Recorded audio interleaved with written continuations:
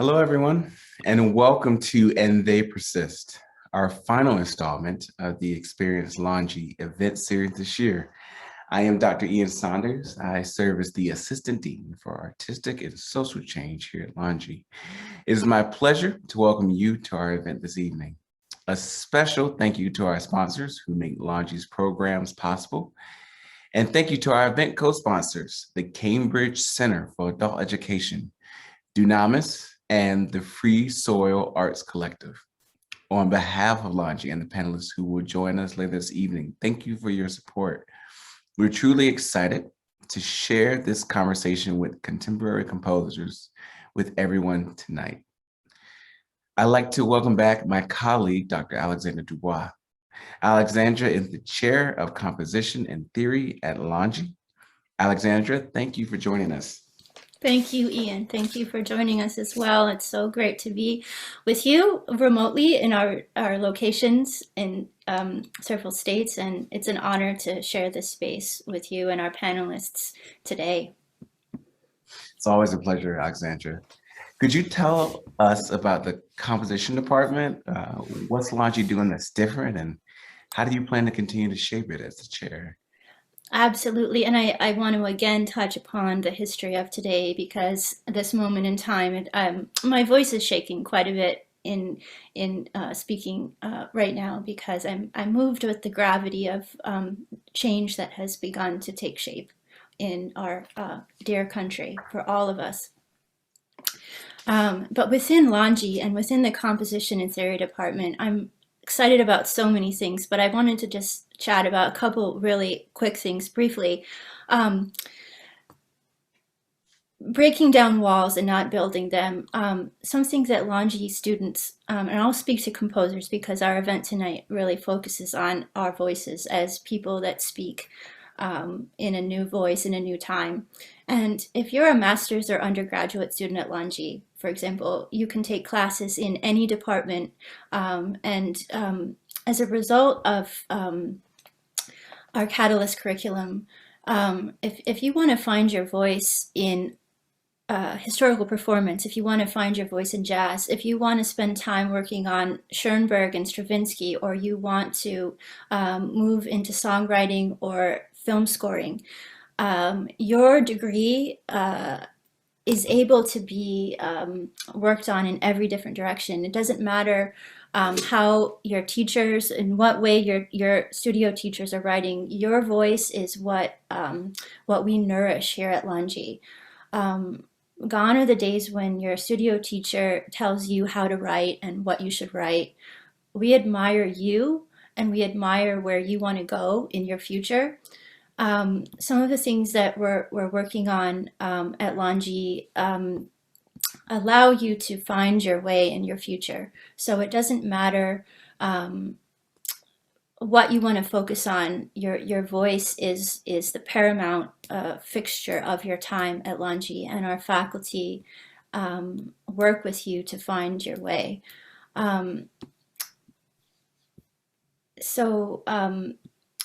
A few things that I wanted to talk about are Catalyst curriculum, so entrepreneurship, project-based learning, music and civic, human-centered engagement.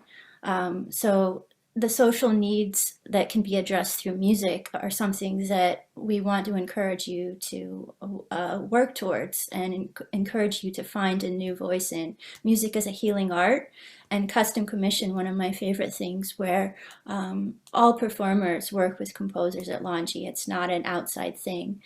Decentering the white racial frame within the theory curriculum is also something that Longy is 100% committed to, and we're taking a ground floor approach towards restructuring the white racial frame that's been inherent in the classical European model that's been present in American music education from the beginning of its inception.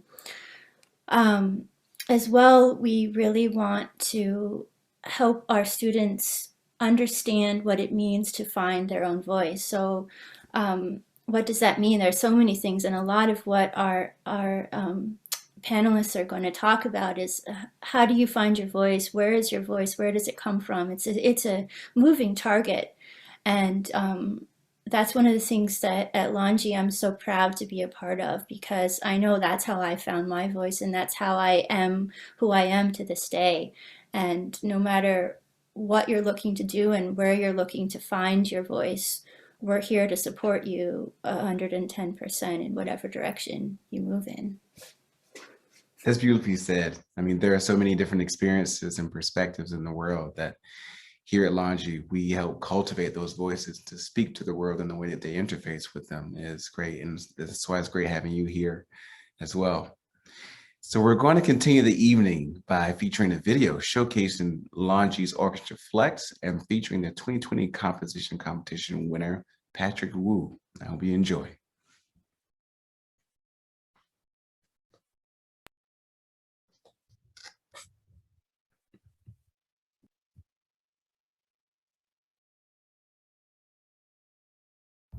Chapter 3, Orchestra Flex. Good evening. My name is Ian Saunders. I am the Assistant Dean for Artistic and Social Change.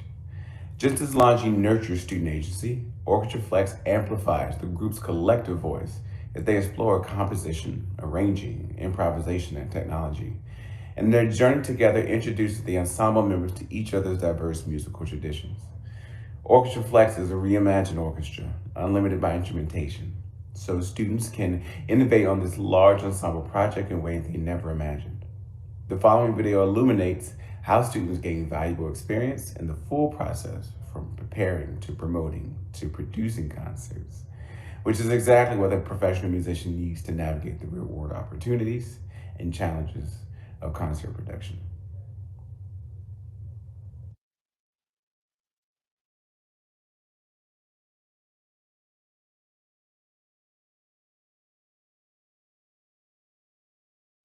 So Orchestra Flex is a new ensemble at Longy that's ran by students and planned by students and played by students.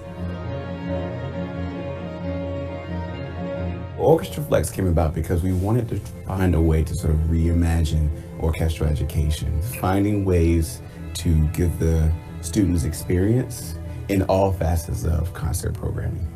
I think what's important about Orchestra Flex is that the students are actually able to make their decisions about what their ensemble looks like.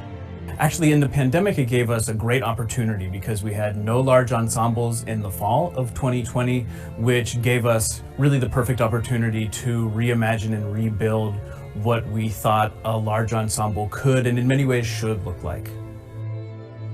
So last year I wrote a piece that won the 2020 Longy Conservative Orchestra Composition Competition, and Longy commissioned me a piece for Orchestra Flex. To have any orchestra play your piece, it's just an awesome experience, because especially with COVID right now, it doesn't happen that often, and I'm just super grateful that Longy gave me this chance to realize this goal for me. The magical moments for me is coming up with the different sounds that I have not used in my repertoire, and to be able to work with these musicians and seeing everything come together, that's always magical for me.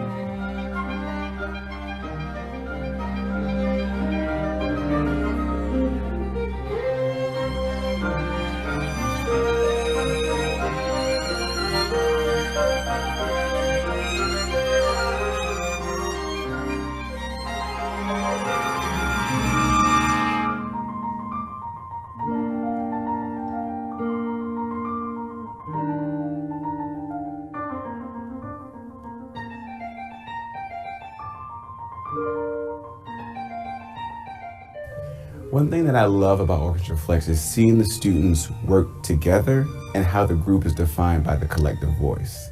It's no one person or anything like that. They all have great artistic vision, right? And so they have these beautiful concepts and these ideas. And what they're all looking for is just to figure out how do we take these ideas, from the zeitgeist, from out of our minds, and how we actually put that down. And so the benefit that our students walk away with is just knowing how to put on a concert from beginning to end. We meet students where they are. They are artists as they stand. So just seeing how that art manifests itself into the concert has been amazing.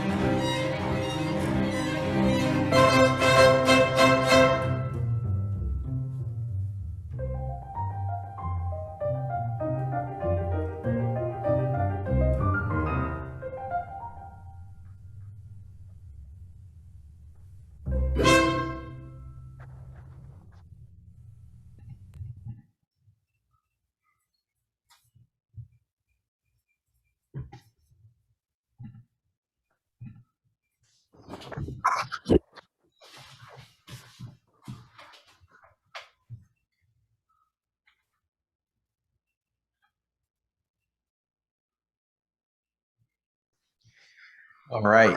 Every time I see that group of students, I get so excited. It's such a pleasure working with them. So welcome back. I'd like to take this moment to bring in the one and only Andy Kozar. And so Andy is director with me in Orchestra Flex. Hey, Andy. Hey, Ian. How are you? I mean, I know how you are. We already talked. I know, right? You're great. I'm glad you're here because it'll be great to, this first semester, this inaugural year with Orchestra Flex has just been really fantastic. So I want to get your take on just the development and where the students have gone from that first concert, and they're getting ready to do their last concert, which is something programmed all by them, Yeah, it's kind of a perfect time. Not only within the semester, I think, but also like now specifically because the students that are in Flex are about to meet in 15 minutes. We meet with them every week. We have a sort of Zoom meeting where we collect ideas and organize. And so today, we're getting very close to the final concert. So Ian, like you had mentioned, this is the concert that the whole semester, it was essentially built around. So the very first concert, Ian and I collaboratively programmed it. The second one, we gave them quite a bit of agency for how they wanted to program the second concert. So we thought of them essentially as co-programmers or co-directors with Ian and I. And then for this concert that's coming up in just a few weeks, they are completely in charge. So they have to deal with the great parts that come from being in charge, which means the performance, the rehearsals, the exciting things, but they're also tasked with the kind of nitty gritty, the idea of like, who's going to put together the rehearsal schedule? Who is going to deal with like the spreadsheets of info and all this stuff? And it's actually really excited to see how excited they are about the process of having total control and doing that administrative stuff. I think is the first time, likely for most of them, they've ever had to think that way, and are having quite a bit of fun with it. So it's really exciting to see them do that. And the program for the last concert, which I think is very appropriate considering what the shape of this evening is going to look like, is about Boston composers. It's about, for the most part, living composers in the city of Boston or that have a close connection with the city of Boston. So they're reaching out to and getting to know all of these artists that live in the town where they are living and working, which is another thing that's really sort of thrilling to watch them do. and hear about how their connections with all of these fantastic artists that are already living in town are going. Yeah.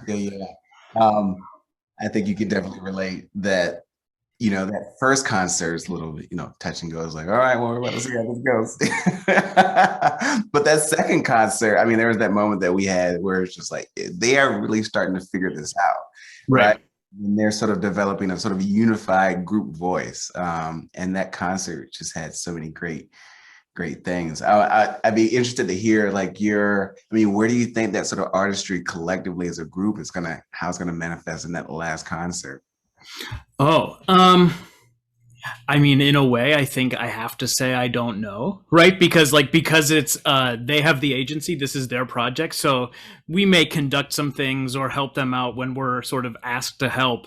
But in a way, I know Ian, you and I joke about it, but it's like being flex dads, right? Where it's like, and then you let them go, and it's like, I don't know what they're going to do, but we are there to help them, and we have set them up hopefully with the necessary skills, or at least they have the resources. If they don't have those skills yet, they know where to go to ask advice. So I guess the first part of that answer is I don't know, but the second part of it is whatever it ends up being, I'm very excited to see, because I can see in them and through their conversations with each other and how proactive they are about all aspects of this concert, they are excited about it. And in my experience, whether it's going to see a professional orchestra or a professional string quartet or an amateur group, like if the people are excited, that's when the concerts are great. That's when the programs are great. So no matter what this ends up sort of turning into, it's going to be really exciting and inspired. Absolutely. Well, I think as you can see from both Andy and I, we are very proud flex dads. So we are for the next concert. Thank you, Andy, for joining us. Yeah, thanks for inviting me. Talking through Orchestra Flex, and I'll see you soon. I'll see you in a little bit. Thanks for joining, everyone. So next, I'd like to bring back Alexandra. And I also want to welcome one of the students from the video, Patrick Wu, the student composer you all met in the video. And that way we can get a chance to dive a little bit deeper into his piece. So hello, Alexandra again, and hello, Patrick. Hello, Ian, again. Hello, Patrick. Good to see you again today. Hey. How are you, Patrick? Good. How are you? I'm doing all right.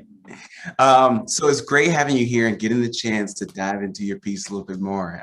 It was a wonderful getting a chance to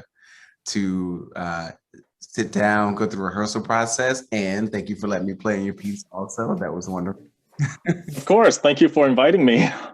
Absolutely. So the first question I want to ask is, would you give some more context on your piece, Ignite? How is it sort of different from some of the other pieces you've written so far?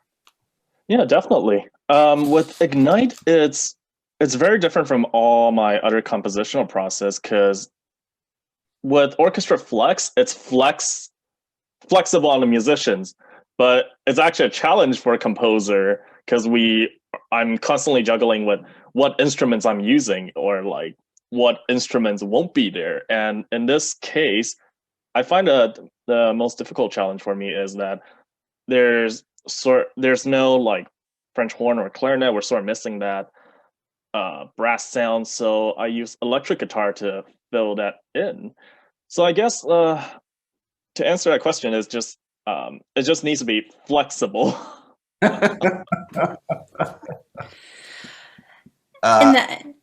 And thus is the name Flex, because we really brainstormed a lot about what is orchestra, an ensemble during the pandemic, when Longy's been able to have its doors open during this pandemic. And Patrick, I wanted to talk to you about, you had a really great sketch about the piece, and then you, in one of our lessons, you came to me, should this piece be, I hope you don't mind me sharing, but should this piece be all about this premiere, this world premiere that's happening during the pandemic at Longy? But then also, I wanted to talk about like, what is a piece's life? Because as a composer, one of the things we think a lot about is we don't want to compose for the drawer. the drawer and write for that drawer, and wow, that was the best premiere I've had in years, but it might not be performed again for many years, maybe not again in my life.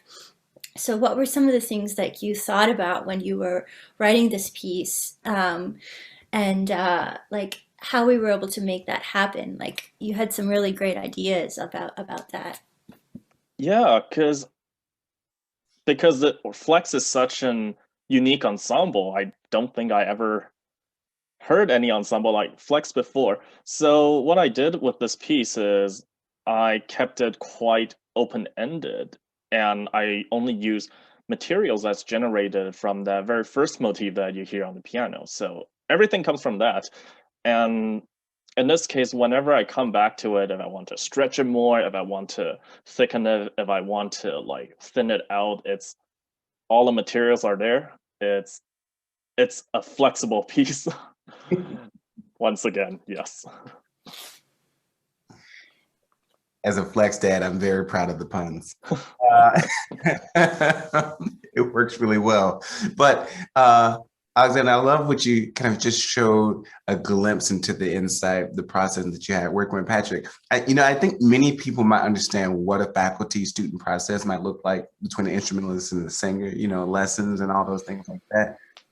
I would be curious. I wonder if you can share some insight on how you help develop a student's composition voice in the time that you work together as a faculty member, and how might this process be different at Longy versus maybe somewhere else? Absolutely, Ian. I'm always looking for, what's that cell, that mustard seed, that really personal, kind of vulnerable. Sometimes, I know with myself, like that early sketch is like a really vulnerable piece of information that I maybe don't want to share with anybody. And how can I help my students, and I don't like the term my students, it's like the people I work with to help them find their voice. Helping identify that germ, that cell, that thing. And Patrick comes with these massive ideas. A lot of the time, sometimes they're more sensitive moments. Each student comes with their unique perspective on how to approach a new piece. And so with Patrick, we've been really working on kind of bringing out the best with what we can do at any given moment. Listening to yourself, but also like I want to be a sounding board, and all of our faculty, composition faculty at Longy, we want to be a sounding board to help you bounce back your ideas. Like, wow, well, this is one way you could do it. Here's another way. Maybe that'll work too. Giving options to our selves, really, going forward. That's incredible. So maybe another behind the scenes. So, as we just heard, Patrick is able to kind of like expand these large ideas from these, sort of journal, a gem of musical ideas. So, Patrick, my question to you is, do these ideas come sort of fully formed? Do you show up to the session saying like, here's my whole entire musical idea, or do you just have like a sort of a glimpse and you kind of talk through kind of arriving at a conclusion after the lesson? It's always different every time. I have had lessons that I had like full ideas fleshed out. Usually I kept a journal and I'll write out, before I write a single note, it's like what the section is about in words or in drawings or in little doodles. But I remember with Flex, it's just coming up with tiny motifs, and just to have for me, I want this piece to be memorable, to have a memorable theme. So it's just constantly coming up with little sketches. So it's a piece about little sketches and then just builds up all together. Yeah, I think that's such a sort of great metaphor, if you will. It's just like you have this sketch, this metaphor, this idea, you work with someone else, and this collaboration takes on a whole new thing when we actually finally get a chance to work with you and sort of bringing that piece to life as well. So I think that was wonderful. What was it like hearing Ignite from Flex the first time? It it's quite something. I gotta say, like for them to only rehearse for such a short amount of time and to perform that piece, it's just it's great, and it's always great to hear live music, especially these days. Yeah, absolutely. Absolutely. Well, Patrick and Alexandra, thank you so much for taking us behind the scenes and letting us get a little bit of a glimpse into that process. I don't think that process is always, well known, but getting a chance to hear how you sort of collaborate with each other is just really wonderful. So Patrick, we'll get a chance to see you around and eventually hear some more pieces. All right, so we're gonna transition now. We're going to keep Alexandra on. And now, on behalf of Alexandra and myself, we're going to welcome our 4 panelists coming to the screen. So we're going to have Mel Fitzhugh, a Longy alum. Mel was the 2020 winner of the Patsy Lou Prize for IAWM's Search for New Music, the 2020-2021 Composer in Residence at the Women Composers Festival of Hartford, and the 2012 winner of Longy's Orchestral Composition Competition, the competition that Patrick just won, where we premiered her Clever Sings. She has performed with Radcliffe Choral Society, Coro Allegro, the Harvard Wind Ensemble, the Village Circle Band, and Waxack. And so it's a pleasure to have Mel here with us. Also, we have Dr. Matthew Evan Taylor. As an artist, Matthew Evan Taylor is intrigued by 4 aspects of music: the growth of complex music from a simple idea, the social nature of the art form, especially as it manifests in improvisation and the audience's reaction, evocation of color and atmosphere through sound, and the relationship of dance and music. He also has an album out, Unheard Mixtapes, and Say Their Names, where all the proceeds go to racial justice initiatives. We also have Amy Beth Kirsten, Longy composition faculty, recognized with artist fellowships from the Guggenheim Foundation and the Rockefeller Foundation. Amy Beth's musical and conceptual language is characterized by an abiding interest in exploring theatrical elements of creation, performance, and presentation. Last but not least, we have Ruth Mendelson, who is also a Longy composition faculty, a New York Times Critics Pick composer, instrumentalist, producer, arranger, and editor. Ruth Mendelson has been writing award-winning scores for film, HBO, A&E, Discovery Channel, Disney, Animal Planet, Learning Channel, PBS, CBS, and NBC, among others, as well as creating innovative multimedia surroundscapes for over 20 years. She's also worked closely in producing content from Jane Goodall, including audio. Welcome to everyone here. Thank you so much for joining us. Welcome, everyone. Thank you so much for being here. Thanks for having us. Thank you.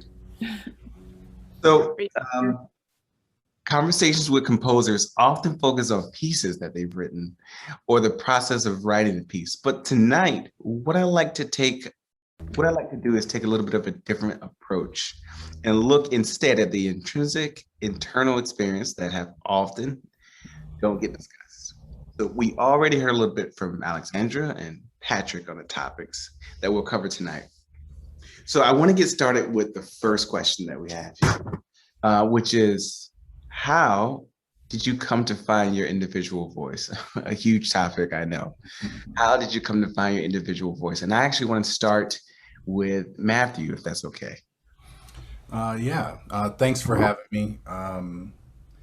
It is a huge topic and can turn into kind of an obsession for a young composer.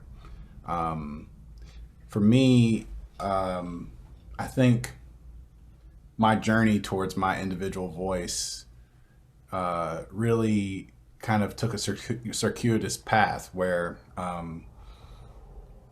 I kind of denied parts of myself in the pursuit of, I don't know, achieving some sort of notoriety or some sort of profile as a classical composer. And then realizing that I I had to let in the influences that I have that are circulating through my blood. You know, whether it's singing Cameo with all the neighborhood kids when I was 8 years old, or if it's, you know, being chased around my college campus while I'm mimicking Ella Fitzgerald and scatting. Like, there are these things that were kind of in me as a musician that I was denying. And so I would say probably around 2016 is when I really started to really understand what my voice was and what it meant to be personal and to engage with my own thoughts on things and my own feelings. And then it's kind of been solidified during the pandemic. I mean, you know, if you want to find your voice, be alone for a year, you know. It really did kind of push me to be even more intentional about what it is I'm trying to do as a musician. That's great. I like what you said. If you're looking for your voice, just be alone for a little while. Mm-hmm. I'm curious, given the past year, does anyone still feel like they're searching for their voice? I guess that question, you know, kind of presupposes like, oh, you found it. But is there anyone who feels like they're still sort of searching in a way? Go ahead, Amy. I mean, I feel like, I don't know, I feel like I'm fluid, you know? I feel like I'm a new person all the time, and I'm reinventing myself with every piece I write. And so I don't know, I guess I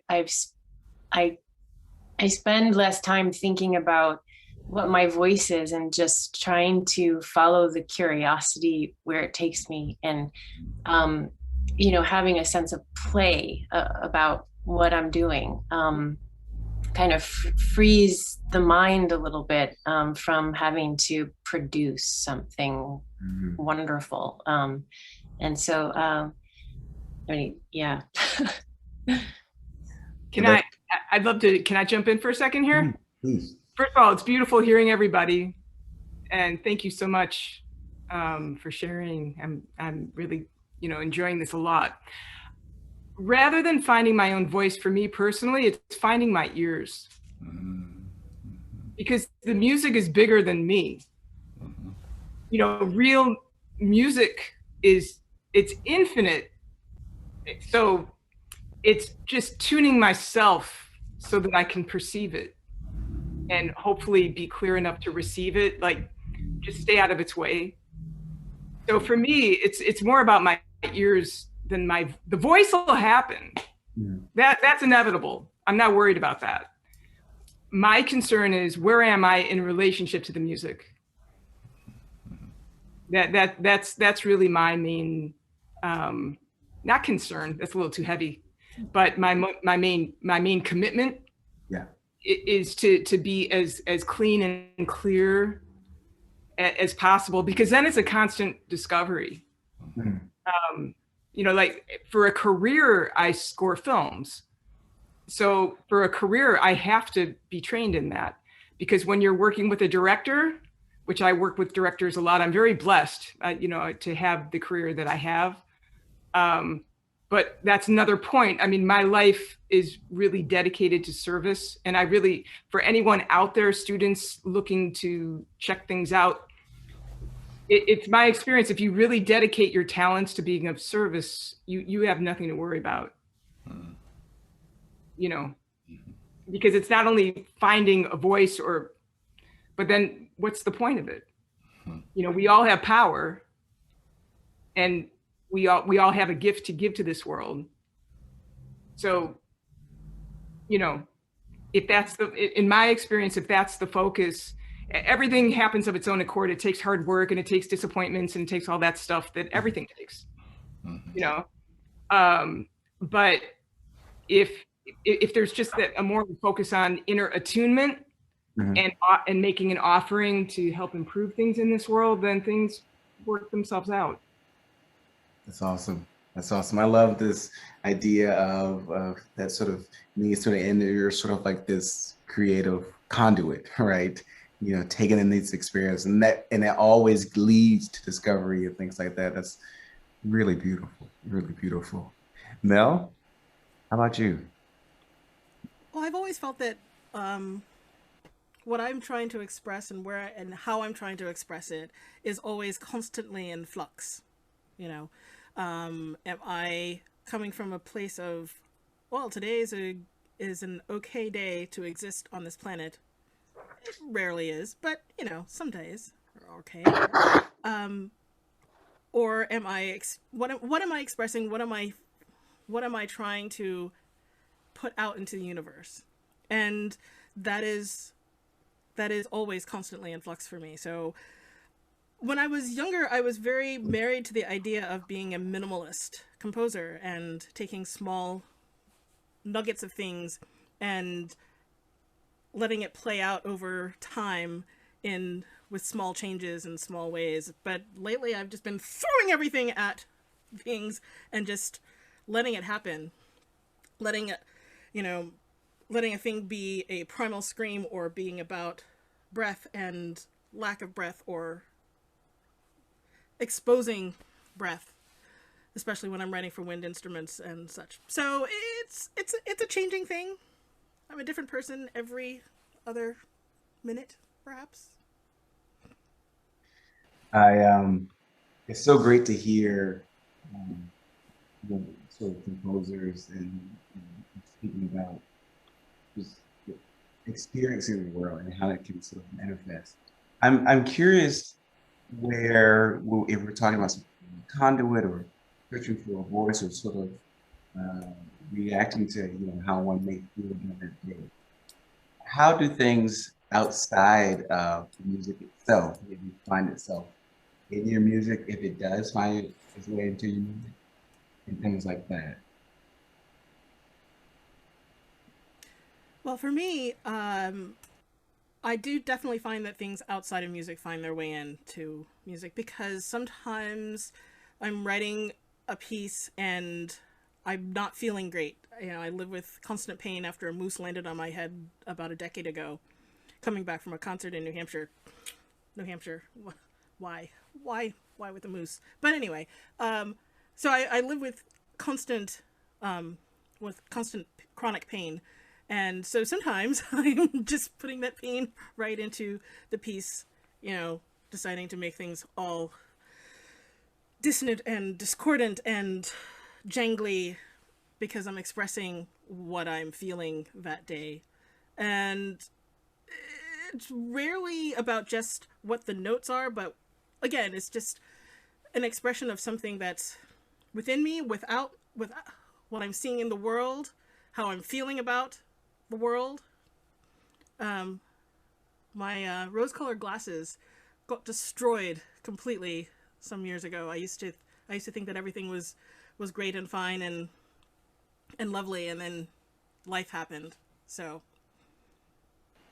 isn't it incredible how we're asked to sort of define the moment that we live in when our voices are changing all the time? There's this quote by Charles Mingus that I love so much. When I play, I'm trying to play the truth of who I am. The reason it's difficult is because I'm changing all the time.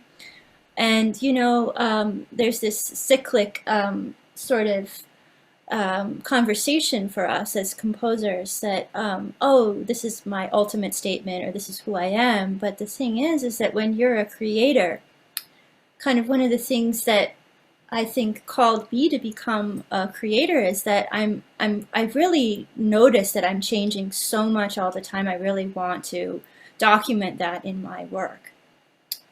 So how do I address that with others? The idea of interpretation, improvisation, creation, all of these things. So it just touched me so much, like each of you that I've just spoke, to just really encompasses Charles Mingus in that moment.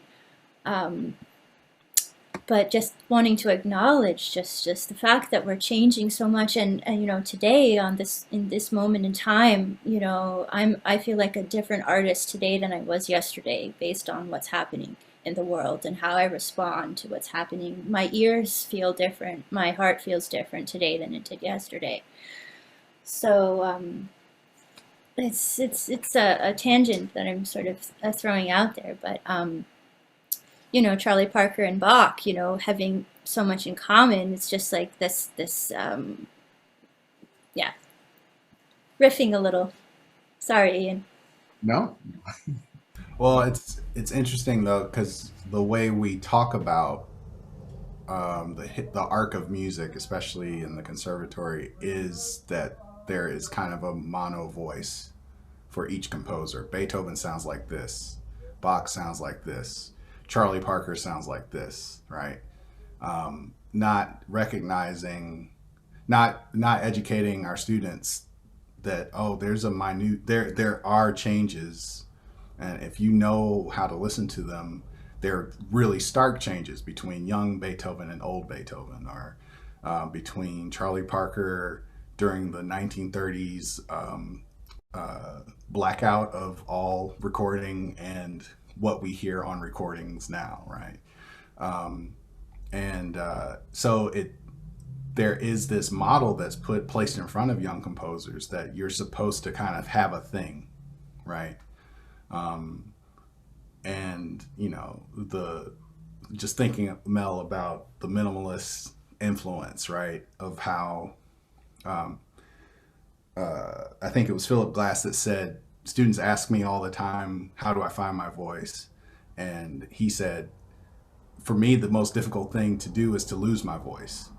And I thought it's one of my favorite quotes ever, because it's just like, how tortured must you be by this calling card that you've given yourself. But one of the things that's really remarkable is that if you're studying these people closely, you hear the difference, like, clearly. You know exactly when that happened, what decade this music comes from. And I think for me, it's one of those things that, like, we're so focused on individual improvement that we really do kind of undercut the web of creation, right? I think in jazz there's a little bit more of the acknowledgement of the web, because Charlie Parker played with Miles Davis, who played with John Coltrane, who played with Elvin Hayes, who played with, so there's like a clear, and we have recordings of all of this, so we know how that these people are all interacting with each other. And so there's a little bit more of that knowledge, but even still, jazz is not immune to that kind of compartmentalization. Yeah, such a good point. Such a good point. I think along that line where we're sort of talking about subtleties and differences, especially in the timeline of someone, I'd be curious to hear maybe some of the challenges that you've had to overcome, specifically for, like, Amy or Ruth. I know Ruth, you'll have all these sort of different projects as far as scoring films, and each one could probably be very different unto itself. And then Amy, for you, with just the way that you're utilizing, like, bodies and instruments and performers in these theater spaces. I mean, how, maybe some of the things that you've overcome to kind of find that balance or overcome certain things. It'd be great to hear from you two first. Sure. Yeah, I mean, I think one of the catalysts for me as a young composer was that I just had this vision in my head of making theater, musicalizing theater and theatricalizing music. And so asking, classically trained instrumentalists to move and play and sing simultaneously, in evening length works and stuff like that. I mean, it was just, I had to find, first of all, I had to find a language with which to speak about what I was seeing in my head, because when I first started, I just didn't even know how to articulate what it was that I wanted and why, in a way that would allow the performers to be willing and free and want to come along with me on that journey, which was making them so incredibly vulnerable by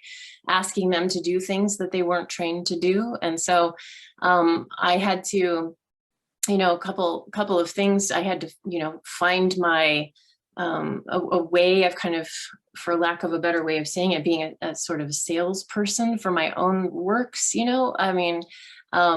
and find a way to kind of create a sense of comfort, and to just, make it an invitation rather than a prescription. And so I started doing these kind of multi-year collaborations with artists, which also really helped, because then it's like then it's more of a familial vibe, and you work together constantly over the course of a couple of years, and you really develop a way of speaking to each other and playing with each other. And so but at the beginning, it was very tough to, I had teachers who were, not kind of against what I was doing, and, not, so I really sort of had to quiet the voices and find an immunity of sorts to what was coming at me, and so that I could really zero in on the vision, So that was an initial challenge for me at the beginning. And sometimes it creeps back up again, but mostly not. Thank you. Thank you. Ruth? Oh, there are so many. It's like, take your pick. Like, I think that, well, first, I just want, can I just backtrack for just a second? Mel, I really feel, I was in a major car crash in 2010. And I was told I was never going to use my left arm again after that. So chronic pain, yeah, I get it. So maybe we can talk offline, because I know there are lots of things that have actually helped me. You probably tried everything. So, but at the same time, there may be some things that can help you, possibly, especially if it's moose. But anyway, okay. So that part. Challenges, yes. When you're scoring films, it's, the beautiful thing is, if you have any kind of a spiritual life, it's a really great career, because it's, you have to detach. You have to, you have to, I've learned to just call it passionate detachment. You have these ideas, you're scoring, it's storytelling, film scoring is sonic storytelling. So every film is different, every situation is different, every director is different, every musical palette will be different. So the first thing I had to learn really quickly was trust. Trust in oneself to hear, like kind of what I was talking a little bit about before. Trust in oneself to be able to learn quickly as a musician, as a composer, to understand that there are principles of music, regardless of whatever the story or the country or the instrumentation happens to be. If I need to write a cue from Kerala, India, and write it respectfully as an American, I need to know how to go about that. Mm-hmm. If I have to write a cue, right now I'm working with a director named Deborah Charles, really awesome director. She's in California, and she is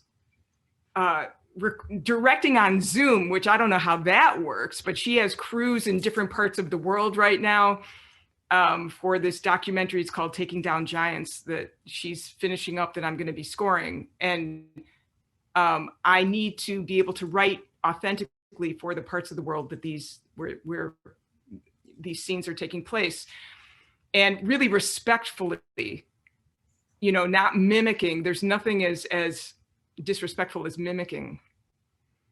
you know. So learning the principles of music and heart and food and language, and, you know, to learn music from a different area, you know, eat the food from there, speak the language, look at the clothing, speak with people, take some time, read, you know, find out about, develop relationships from people from that area if you can't actually physically go there. In order to do something respectfully, do more than just sound.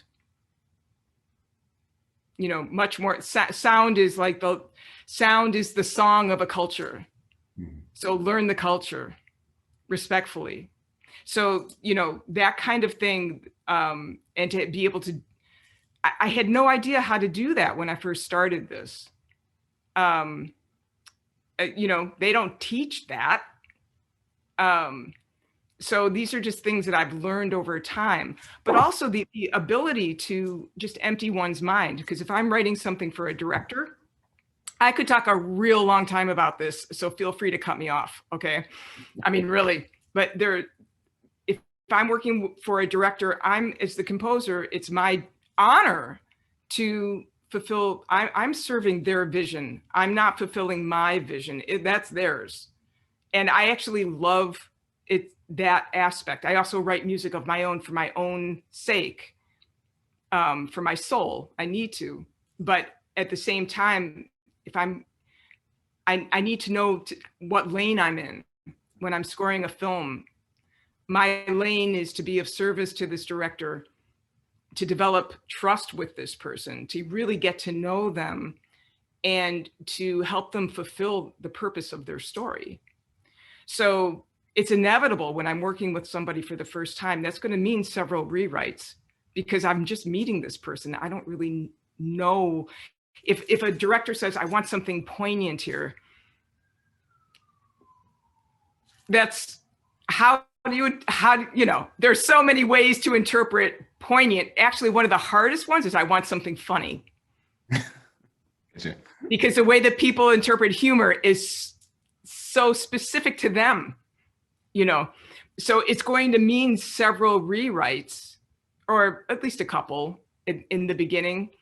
And the challenge for me around that was to really learn to trust that there really is an infinite flow of ideas at all times, and never to take it personally if a director wants something else. It's just a matter of, and this is what I tell my students all the time, they're really, when it comes to scoring to picture, to telling a story, there's no right way or wrong way. I mean, there are people who say there's a right way and a wrong way. To me, that feels a little rigid. There's just, what perspective are you presenting? Right. You know? And, but to tap that meridian of another person the challenge is in, you know, finding that zone where they really live inside and matching that sonically, and trusting that you'll find it, because sometimes it doesn't happen like, you know, right away. Right. No, that's great. Thank you for sharing. And that does seem like it's great to sort of see the way that you're establishing that relationship and that trust and creating that, and also just kind of adapting to the situation as well. And learning. You learn and learning. And the zone too. You mentioned the zone is so much like a part of everything, and like finding that zone to be in, and don't even ask about melody. What's melody? Give me melody. You know, it's you know, undeniable and to some, and you know, it's some you know, terminology is like we go forward. Is something we really care a lot about to discuss. Words are powerful. So now we're at the portion of our evening where we're going to turn it over to Q&A from the audience. So we're excited to sort of look at those questions. So I'm going to pull them up here. Yeah.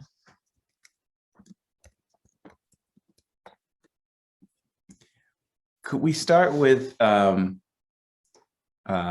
this is a great one, since Ruth was talking about, not necessarily taking something personal, which is how do you deal with your music being out in the world and other people describing your music that might be different than how you would describe it? Maybe we can start with Matthew. Sure. That's a question I actually talk about a lot with my own students, where I had an inkling early on that it's going to be very hard to control people's characterizations of something that is ephemeral, right? You can try to contain it and contain the interpretations, but unless you have E.T.A. Hoffman writing about you, you're not going to really be able to get ahead of the curve there. So, and I actually found out that I really love hearing people's interpretations. Even if I have a kind of explicit narrative behind the piece, if there is like kind of, if people have kind of an off-kilter, to my mind, interpretation, I'm really curious about how they get to that, it's what could be a frustration, but for me is actually kind of a joy. But then it also allows me to have different interpretations of my own music, which happens all the time. I'm don't think I'll be alone in this, but like I'll write a piece that I thought meant one thing, and then as the years pass, it means something completely different because like I think as Alexandra was saying earlier, I hear things differently now. I feel different, and it's just one of those things that, it's like holding sand or trying to hold on to sand or water. You're just making it leave you faster if you try to hold on to one definition of it. Awesome. So we can make sure we get to some of the other questions. I'm gonna see if I can pair some other questions with everyone else as well. So kind of similar. Mel, can you share a moment where, as you sat with and evolved a composition, as you started writing the composition, that it changed into something that you hadn't foreseen? Well, I think that my orchestral piece, Clever Sinks, I started it whilst I was traveling with a dance company in India. And so when I started it, I was really kind of thinking of it as a sort of a microtonal orchestral work, just like tiny changes in comma, I guess, with just one note just permeating. And in the end, it became this whole thing where I started throwing in things that I was hearing from gigs where I was playing with Scandinavian dance musicians on Hardingafela and such, and different instruments and different types of. It just became more of a dance thing than a just exploration of pitch and pitch materials that it started. So that's one. That's awesome. Alexandra, I actually want to throw this next question to you, which is, what's been a surprise to you about the creative process over the last year for yourself? That's it. That's a really big one there. Oh gosh, this year has been unlike any other. There's been a fortification of my knowledge that I compose when I'm not composing, and that my ideas are not linear, and that ideas that I have at a moment don't have to go into that piece or that moment in time. And so this year has afforded me a fortification of that awareness that time, I mean, what is time? What is sound? It can be immediate or it cannot. But for me, I've been really surprised about how deep I can go without having to share it, and then it's able to be a part of my life. I'm really talking around that because it's a really challenging question given the time that we live in, but there's no time. You know, one of the reasons I'm drawn to music is that as time is suspended in some ways. We have a new time, a different type of time. So I'm surprised at how true what I do is during this time. It's as strong as ever. It's just different, changing all the time. Oh, that's beautiful. Beautiful. The last two questions for the evening.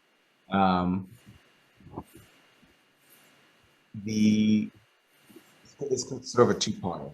If I can give everyone to chime in, which is, what's something that you would tell your past self? And if there's something missing in your music now from a way that you might have felt about music before, or something that you might have explored before. An example of that would be, I play bass. I can show you, but believe me. And so, it's just, I'll never forget like the thrill of playing through, my first 12 major scales. So nerdy, right? But I did it, and I and I just remember being so happy about that. And it's just that simple thing, of just that simplicity. So but so those are the last two questions. What would you tell your past self? And if there's something about maybe your early part of your career that you missed.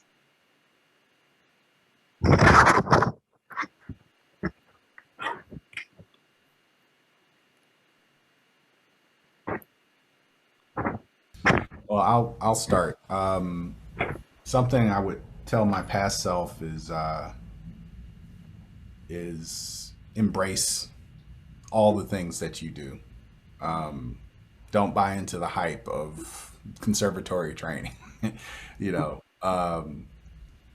I think, and hearing everybody's talk about their own practices, I think the thing that I was missing was that I was engaging in a very human and a very social practice as a student, but I wasn't confident enough to defend that and keep it, it's kind of a sacred thing, right? Like just the act of making music, being able to connect people over distance, because of sound. It's a really kind of incredible thing. And I think while I was in school, I kind of let that wonder that I had get crushed a little bit. And so I would talk to myself and say, hey, it's not, just keep doing, you learn how to defend yourself, but keep doing the thing that you think is important for yourself. And then, I don't know, I think I've held on to a lot of my kind of initial joy about music. And in some ways, the pandemic has helped me rediscover some of those things. Like for a while, I couldn't listen to music very much because I was afraid I would steal something, But now I'm listening to, like, I just went on a whole binge of buying Mariah Carey albums and just been listening to Mariah Carey all week, and that's important. Like, that's food. And I remember when I was, even before I started composing, I would always ask, whenever there were composers, I would ask composers what they listened to. And this was back in the early 2000s. So people were still kind of conservative about that for some reason. It was a dumb question for me to ask. It was like, you certainly, when you were 15, you weren't only listening to Milton Babbitt. Like, you were listening to somebody else. I know you're cool and everything now, but and so I think lately I've been rediscovering kind of that irreverence I've had about what it is we do, as like the stuffiness that we composers can have sometimes. rediscovering irreverence. That's going to be my mantra for the next year. Thank you, Matthew. Anyone else? Yeah, I think I would tell my past self to just relax and enjoy it more. Yeah, and then something I miss about my younger musician self is I just remember being in grad school and all the reading I did, and I feel like that's something that I've rediscovered during this time is just my love of reading, pushing myself to squeeze every hour out of the day, and so as I did when I was a grad student, and that's been really good. Thank you for sharing. Ruth? I think it's a great question. I think to appreciate all the mischief I got myself into earlier, that it was just born out of crazy innate curiosity. And that is actually a really good, it's a very, very important thing, really a good thing. Awesome. Awesome. And Mel? So I think the main thing I would tell my younger self would be stop pretending to care about things for social acceptance, because I wasted a lot of time and emotional currency pretending that I cared about interpersonal relationships and gender constructs and all that sort of thing, and I could have been spending a lot more time reading and making music and doing those things. And also I spent a lot of my life working in IT, which I loved because I got to work with robotic libraries and all sorts of cool stuff. But I think I would have told myself to stop pretending that I care about social acceptance and just do my thing. Powerful. Thank you for sharing. Thank you so much for these great questions. I hope you enjoyed this evening's conversation and feel that you might have a little bit of a better understanding of what it takes to be a composer. And once again, I want to thank everyone, truly everyone, for joining us. So, Alexandra Bois, Andy Kozar, Patrick Wu, Mel Fitzhugh, Amy Beth Kirsten, Ruth Mendelson, and Dr. Matthew Evan Taylor. Thank you for joining us this evening. And thank you to our Longy fund donors to make these programs at Longy possible. I hope you all have a wonderful evening. In the meantime, stay well, stay safe. Good night.